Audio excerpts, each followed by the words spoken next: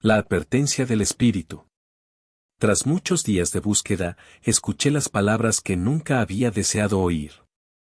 Lo siento, Leo, pero debemos suspender la búsqueda de tu hermana, dijo el policía que coordinaba el dispositivo.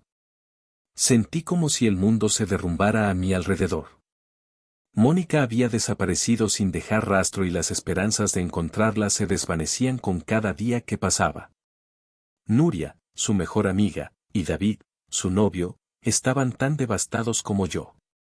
Los tres sabíamos que si hubiéramos desaparecido cualquiera de nosotros tres, ella nunca hubiera abandonado, así que nosotros tampoco podíamos rendirnos. Tenemos que hacer algo, Leo, dijo Nuria con la voz temblorosa mientras observábamos el bosque que se extendía frente a nosotros. Era un lugar que creíamos conocer después de haber crecido a su lado, pero ahora, solo sentía un escalofrío recorriendo mi espalda al pensar en lo que podría haberle sucedido a Mónica entre esos árboles. David asintió en silencio, compartiendo nuestra determinación. Tal vez podamos buscar por nuestra cuenta, sugirió. Revisar los alrededores, explorar lugares que la policía podría haber pasado por alto. Asentí, sintiendo que al menos estábamos haciendo algo para encontrar a Mónica. Esa tarde, con mochilas llenas de provisiones y linternas en mano, nos aventuramos al bosque en busca de pistas que pudieran llevarnos a ella. Las nubes comenzaban a oscurecer el cielo y el viento soplaba con inquietante insistencia, como si el mismo bosque intentara advertirnos que no debíamos adentrarnos más. A medida que avanzábamos, la tormenta se desató con furia. La lluvia caía en ráfagas y los truenos resonaban en el aire. Buscamos refugio en una pequeña cueva cerca del río que habíamos explorado en ocasiones anteriores. Parecía el lugar perfecto para esperar a que la tormenta amainara. Pero lo que no sabíamos era que ese refugio se convertiría en nuestra peor pesadilla. La lluvia torrencial hizo subir rápidamente el nivel del agua, que comenzó a inundar la entrada de la cueva, dejándonos atrapados en su interior. El agua subía rápidamente, obligándonos a retroceder hacia las profundidades de la caverna. David intentó tranquilizarnos, pero todos podíamos sentir el creciente pánico en el aire. Fue entonces cuando se oyó el primer grito. Un grito agónico y desesperado que parecía perderse en el rugido de la tormenta.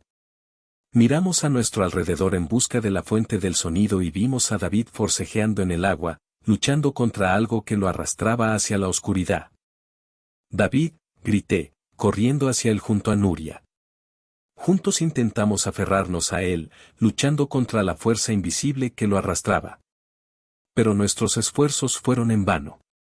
David desapareció bajo el agua con un último grito ahogado. Nos quedamos temblando en medio de la cueva, sin saber qué hacer. Y entonces, la cosa sin nombre regresó. En la penumbra solo pude ver cómo una sombra oscura emergió del agua y envolvió a Nuria en sus garras implacables.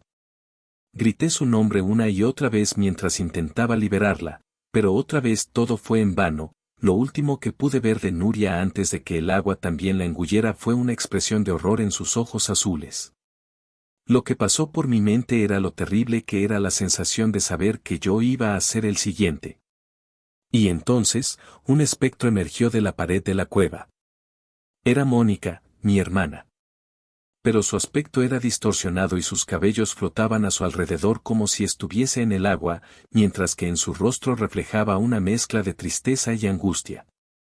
Me miró con ojos vacíos y dijo una sola palabra, Leo. Mónica, tartamudeé, sin poder creer lo que veía. ¿Dónde estás? ¿Qué está pasando?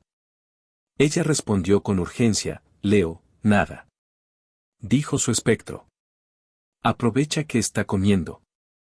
Luego extendió una mano hacia mí y señaló el agua que continuaba subiendo. Entendí su mensaje. Si quería sobrevivir, tenía que sumergirme en la oscuridad y nadar mientras la criatura estaba ocupada. Tragué saliva, mirando hacia el agua que se agitaba con ferocidad. Sabía que no tenía otra opción. Cerré los ojos, pensando en Mónica, en Nuria y en David. Luego me lancé al agua helada y comencé a nadar a ciegas. Mis pulmones ardían mientras luchaba contra la corriente. La oscuridad era abrumadora y sentía como si algo me siguiera, acechando en la negrura. Finalmente, cuando creía que no podía más, emergí a la superficie y respiré profundamente, inhalando el aire fresco con gratitud. La corriente me arrastró lejos de la cueva, pero seguí nadando con todas mis fuerzas. No sabía hacia dónde me dirigía, pero estaba decidido a sobrevivir.